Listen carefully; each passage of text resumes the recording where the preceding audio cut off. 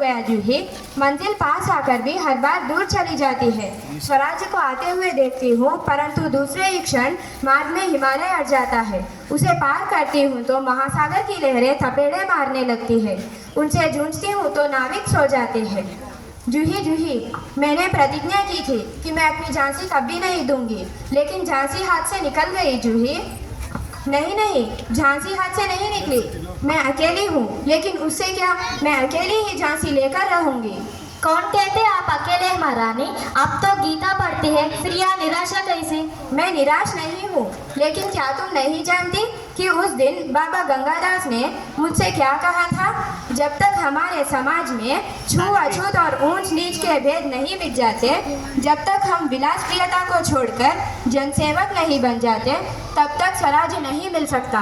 वह मिल सकता है केवल सेवा, तपस्या और बलिदान से। लेकिन महारानी, उन्होंने यह भी तो कहा था कि स्वराज प्राप्ति से बढ़कर स्वराज की स्थापना के लिए भूमि तैयार करना और स्वराज की नींव का पत्थर बनना। सफलता और असफलता दैव के हाथ में है, लेकिन स्वराज की नींव के पत्थर बनने से हमें कौन रोक सकता है? वह हमारा अधिकार है। शाबाश मेरी कर्नल, मुझे तुम लोगों से यही आशा थी। हमारे पास तात्या जैसे सेनापति है, फिर भी हमारी सेना में अनुशासन नहीं है।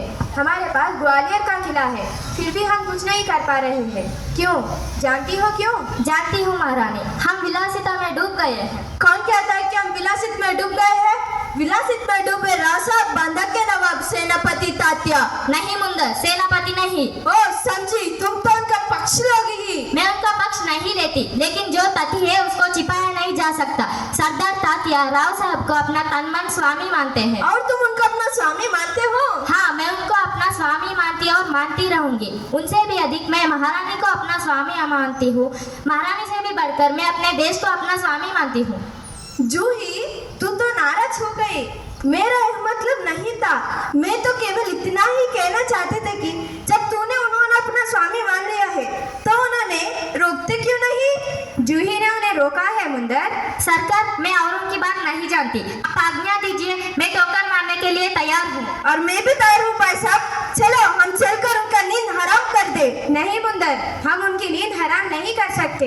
अब तो दुश्मन की ठोकरें ही उन्हें उस नींद से जगा सकती है। दुश्मन की ठोकर? यह आप क्या कह रही है? हाँ जूही, दोस्त की ठोकर अविश्वास की खाई को और भी चौड़ा कर देती है। तोपों की आवाज? जूही जाओ, अगर तुम तात्या को खोज सको तो उन्हें तुरंत यहाँ आने के लिए कहो। खोज क्यों नहीं सकती? आपकी आज्ञा होने पर मैं उन्हें पाताल से भी खींच कर ला सकती हूँ। महारानी महारानी, आपने सुना?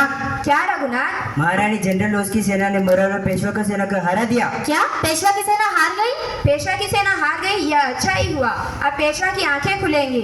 रघुनाथ, तुम अपनी सेना को तैयार होने की आज्ञा दो। ग्रोथ ग्वालियर का किला नहीं ले सकेगा। मैं जानता हूँ कभी नहीं ले सकेंगे। मैं अभी सेना को कूच के लिए तैयार करता हूँ। केवल आपको संदेश देने के लिए आया था। और जूही, तुम भी जाओ। लेकिन ठहरो, शायद सेनापति तात्या इधर ही आ रहे हैं। जी हाँ, ये तो सरदार तात्या ही है। कहिए सरदार तात्या, आज आप इधर कैसे भूल पड़े? भाई साहब, मैं किसी के लिए भी सरदार हो सकता हूँ, लेकिन आपके लिए तो मैं सेवक ही हूँ। इतने बड़े सेनापति को इस प्रकार एक नारी के सामने झुकते लज्जा नहीं आती? खैर छोड़ो, यह तुम्हारी विनम्रता है, लेकिन यह तोपों की आवाज कैसी आ रही है? भाई साहब, आपको हमें लज्जित करने का पूरा अधिकार है। हम इसी योग्य है, लेकिन जो कुछ हो रहा है वह आप जानती ही है। शायद ब्रह्मभोज के उपलक्ष्य में ये तोपें चल रही है। श्रीखंड और लड्डुओं के लिए घी शक्कर की कमी तो नहीं पड़ी? सरकार, इस बार इनको माफ कर दीजिए। भाई साहब, आप यूं कब तक फटकारती रहेगी? तो मैं भी तैयार हूँ। तात्या, मुझे तुमसे बहुत आशाएं थी। तुम्हारे रहते यह सब क्या हो रहा है? ये स्वामी भक्त है, लेकिन आज हमें देशभक्तों की आवश्यकता है।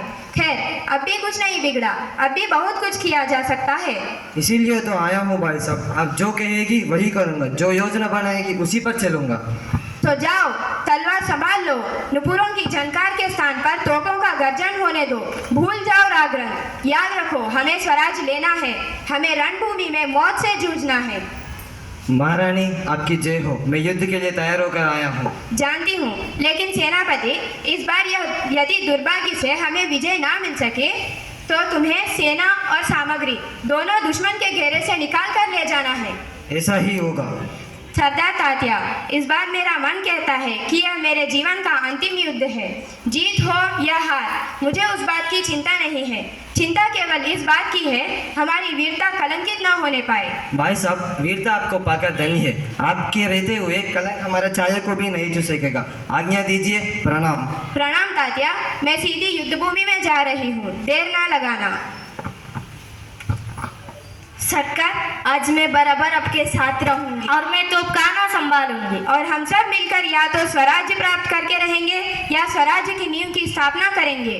भारत माता की जय।